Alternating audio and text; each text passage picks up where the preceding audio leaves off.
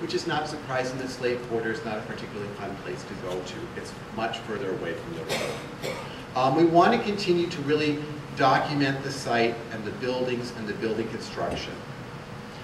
We are working to try to complete the catalog of artifacts from Prospect Hill, which is both combining the artifacts that Kathy Gerace excavated in the 1970s, along with what we're looking at in the 21st century.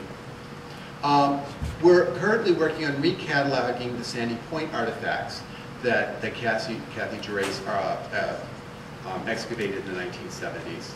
And then really ultimately what we're going to be able to do is do an artifactual comparison between at least 3 and probably 4 plantations to better understand what's really different about these plantations, what's the same, and what might that tell us, not simply about a single plantation, but really can we start to build a better understanding of what an island community in the 19th century into the early 20th century was like for people living on a place like San Salvador.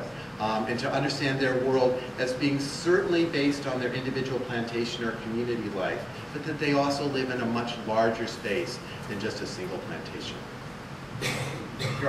We have many people to thank.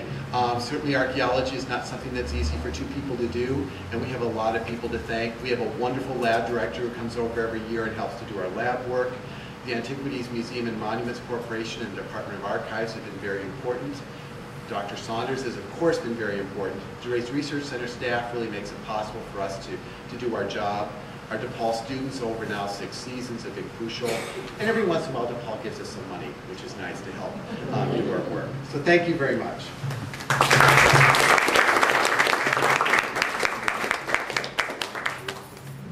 We're happy to take questions if people have questions. Yes, where are these artifacts stored? The Gerace Research Center is one of the Antiquities, Monuments, and Museum Corporation's official repository. So where is that, may I ask? It's on San Salvador. It's at the north end of San Salvador, relatively close to United States, if you're familiar with San Salvador. So it's owned actually by the College of the Bahamas. It's part of the College of Bahamas now. Any archaeological techniques, have you found anything that would suggest trade with Haiti or Cuba? We found one piece of Iberian ceramic, which you would expect to come probably, it could have come directly from the Spanish or from a Spanish colonial island. That's it that I can think of. Yeah, I think so. Yeah. And that was on a site, that was on Holly Hill, of a site that I think had 7,000 artifacts. So one. And we haven't found any in any of the collections we've restudied either, so No. it's a real aberration. Yeah. It's not, doesn't show a pattern of active trade or anything. I've got the feeling that we know the history of the northern islands a lot better than the southern. And I'm sort of picking up hints that the southern islands may be traded down that side rather than I would expect that you probably had to get further south to have that trade to be more active, because certainly I don't remember from the historical record or from any of the from the resident commissioner's records, he talks about the ships that are coming in, and I can't, you hear of American ships and British ships. I can't think of any references to Spanish ships. The comment you just made, though, about not finding evidence of contact with Haiti or Cuba, I think that would indicate that perhaps San Salvador was somewhat isolated. You tried to make the point, I think, in your presentation that based on the, when you showed the slide about the Eastern Kodak bottle and flat iron, that perhaps, it wasn't as isolated as people originally thought. But I think that Family Island communities, I grew up in Duluth for myself, I think Family Island communities were very isolated. Well, the isolation... Maybe not completely without contact, but, very isolated communities. Well, the isolation seems to come in the 20th century, not in the later 19th century, and that's what we're looking at with that occupation. The Orion papers give their historical reference that there are goods continually coming onto San Salvador through those family connections. So there is active replenishment. The British Commissioner's records show clear evidence that there is fairly sustained and regular interaction between Nassau and San Salvador. And it's clear that there's enough economic prosperity that they're able to purchase some items that are not simply subsistence related.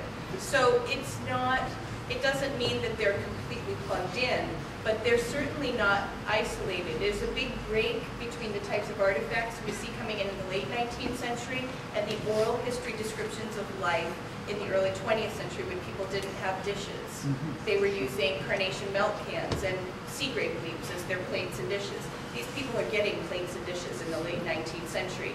So I think there's something... But those might have been the items that the plant brought down with them when they came. No, they don't date correctly. They're items that were actually produced in the 1880s, that weren't produced in the 1880s and 1890s. There's So they're things that definitely post-date the planter that were brought in the 1880s or 1890s. You also made the point that you didn't find, you found a lot of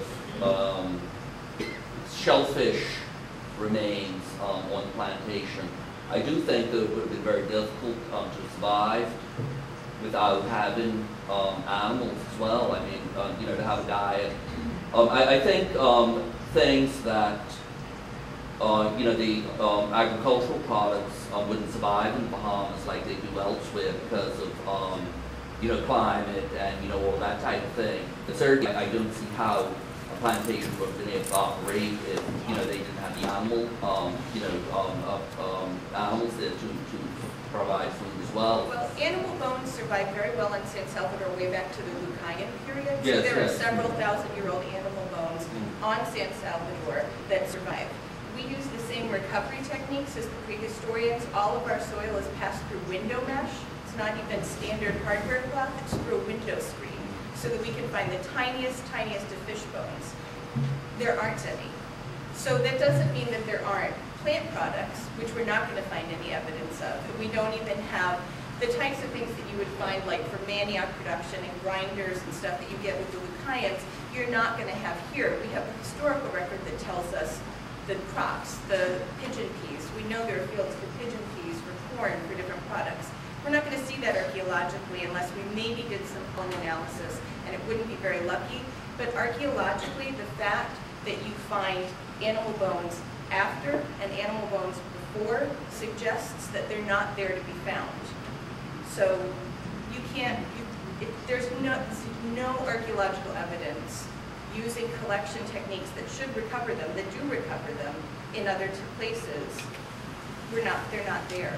And finally, you made a point that the layout of the plantations have certain, you know, certain layout to it, perhaps based on what was found in the southern part of the United States. You know, something like that. I think that was basically your remark. I often think about the lawyers who came down. They must have had shock with their lives. You know, they were leaving all these fertile plantations in Virginia and North Carolina, and coming down to a place like Salvador or elsewhere in the country, and you know, you have soil that is perhaps that thick, and you know, it just doesn't sustain the same kind of agriculture that did in the United States. Oh, absolutely. And they must have had a shock in their lives. I couldn't agree more. And actually, there have been archaeologists who've worked on other Caribbean islands who've showed that people who come later from other places make all the wrong choices in how they set up their plantation. That if you were going to do it right, to take advantage of everything in the local environment, you wouldn't make a plantation that looks anything like what you actually ended up building.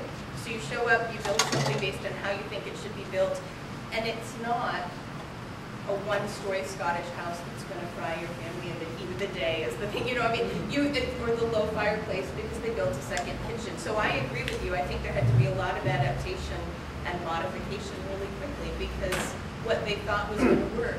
But do you think the wreck that you found could have been from a big trawler? I mean, I find it difficult to believe that they would have had electricity in San Salvador in the 1920s. We had electrical wires and light bulbs. Not sure what from you the were doing. 1930s. Yeah, they're not contemporary. They're basically would date from the 1920s, 1930s. Very, very old light bulb and stuff. But it must have been just a generator. Yeah, it wasn't anything large. No, but it wasn't. The Victrola, of course, could have been hand cranked. That would not have required electricity. No. But we have wiring and Yeah, stuff. and a very nice sort of circa 1930 light bulb base. My mother, by the way, used to use one of those flat irons when she was a girl, and you know, God mine bless her. that's not easy. Yeah. Excuse me. I used to use one myself.